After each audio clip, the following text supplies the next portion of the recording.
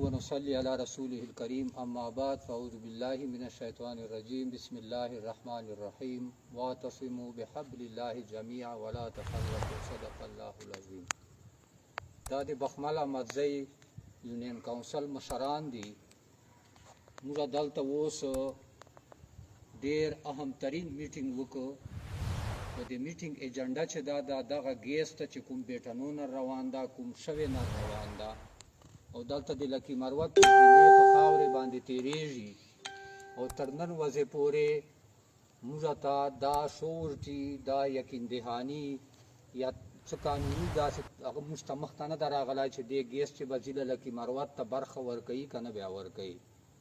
دا یو گیم لګیا ده دې ضلع لکی مروت سره، ډېر غټ گیم ده چې دې لکی مروت ته دا ګیس نه ورکوي. چې کوم دا د سیاسي پارټیو لیډران دعوی کوي دا صرف زبانی جمع خرچ تا اوسه پورې یا هېڅ شی قانونا نسته، نه نوټیفیکیشن سته، هېڅ شی نه دي سدي. نو موږ دا غریب عوام چې دي د 5 کونسلو عوام په ملنګ اډې باندې پرون جمع سلي وو، ګرینډ جرګه یې کړې وه،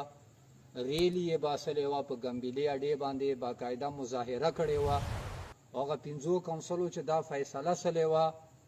چې سبا ته جمعې پر ورځې سبا ملته 8 بجې په ملنګ اډې باندې به دا ټولې لکي مروت ضلعې خلک یو ځای کېږي.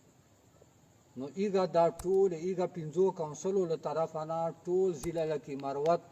خلکو ته، که هغه بیټنای قوم ده، که خټک قوم ده، که وزیر قوم ده، که هغه دلته نوره قومونه دي تر افغان مهاجرینو پورې، او مروت قوم خو په سر باندې ده. سبا دی دا ټول ضلع لکي مروت چې څومره خلک دي، کشران، نوجوانان، مشران،